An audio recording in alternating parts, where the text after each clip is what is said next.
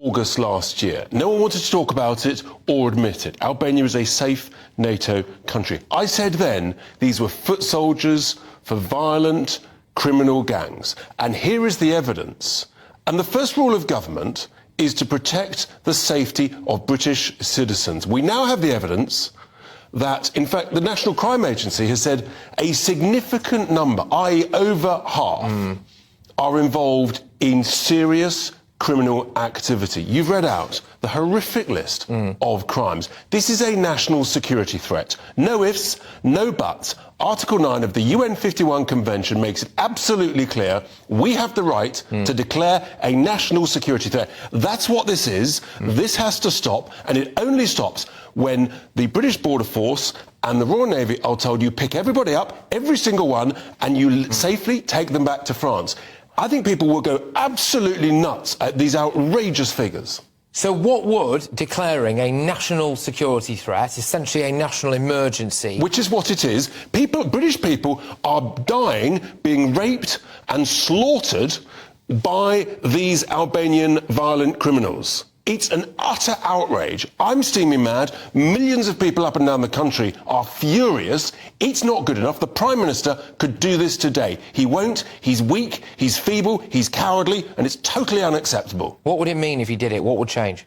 What would change then is that we could do what the Australians did, which you declare that national security threat, and you then say, we are sending everybody back. We're entitled to do that under existing. You pick them up, you put them in the border force, you take them back to Dunkirk, you take them back to Calais, and then we say to France, yes, we'll jointly process them on your soil, but we are not letting them come over that halfway line. Instead, we've got the farcical situation where our authorities, our civil servants, our commanders are saying, oh no, let's welcome them, let's make it a taxi service. If the criminals want to demand to be picked up by the UN Border Force, they can be. This is dangerous. It is a security threat to decent, law-abiding, tax-paying people in this country who've had enough. You know what I think is really criminal? Which is the fact that now they're saying, well, the number of Albanians coming across the channel has massively dropped. Oh, and we're deporting a few hundred here and there. We let the problem in. We let the problem in. There's no need for loads more of them to come across now because we already have so many gangsters who've moved over here and we are playing catch-up. And in the meantime, I'm concerned that people are going to die. People are dying. Here's the evidence. People are being raped, slaughtered on the streets of this country. And we know that the drug dealing, they're making hundreds of millions of cash, the money laundering, the unused barbershops appearing all over the country, the candy shops. This is going on under the authorities' nose. I've highlighted it, others have, the authorities know it, they won't do anything about it. And the other big story, which relates to this today, about supposedly the Home Office, civil servants, considering strike action if they are made to implement the Rwanda policy. Is that some kind of blob coup? It is a blob coup, and if I was running the place, I would actually say, do you know what, folks? You go on strike. You're all in breach of contract, you're fired, this is elected government policy, you're all fired, we'll bring in a whole bunch of people who believe in the policy, who will enact it, who will get it done. I tell you what, if I was in charge, I could bring in 50 people and we would get this sorted, we'd get it cleaned up, we'd get it done and dusted, and most importantly of all, the British people would be protected and would be kept safe. OK, why isn't Rishi Sunak just doing what you're saying? Because he's weak. He doesn't understand it. It doesn't affect his life. He's a coward. And he's in hock, frankly. He's scared of the blob. And he's in hock to the Social Democrats that have taken over the Conservative Party. Can I just ask you a question, another Boris-related question? I hope you don't mind me asking this, really, but it's in relation, of course, to the WhatsApp messages that Boris is apparently, or the Cabinet Office or whoever, is quite difficult to tell these days, is apparently unwilling to hand over.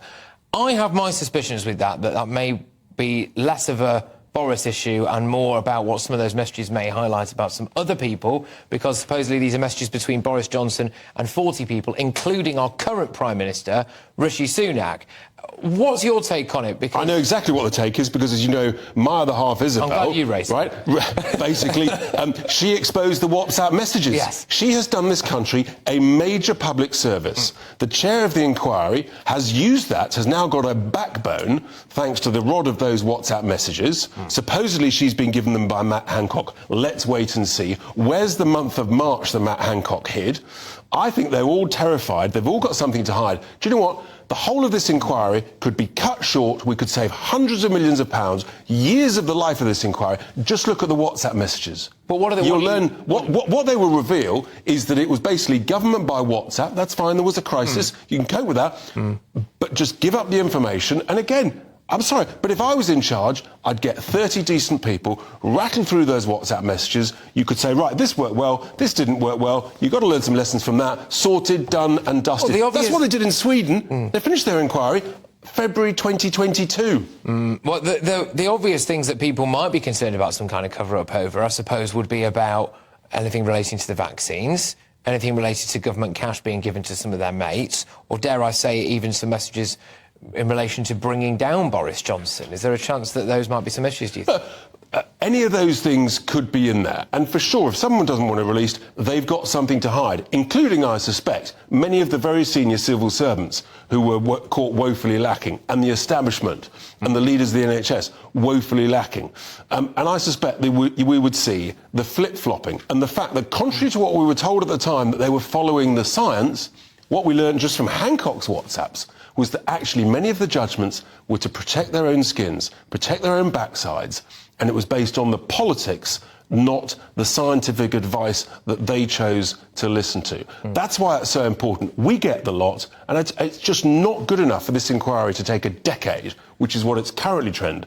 You could do this so much quicker. Just look at these messages. The irony, Patrick, that you've got the government potentially suing the inquiry that was set up by the government. This is what people find fascinating. Is this a classic case of the government going, right, let's buy ourselves a bit of time, we're going to have an inquiry, and then someone goes, right, it's time for the inquiry, and they go, flipping heck, what are we going to do now? But because actually, you've now got a chair of the inquiry that's going to do the job they're appointed to do. They might even do the job properly. They might do a good job. All of a sudden, a bunch of civil servants that are not doing the job properly in a timely fashion are being found out. So in the last 8 minutes, what we have got from Richard Tice is a desire to have a national emergency force going in the Channel to stop people who are killers and drug dealers and rapists potentially coming over. You would sack any civil servants who go on strike if they don't want to implement the Rwanda plan, and you would hire 30 people to just end this kind of... rattle through the WhatsApp messages, get that sorted,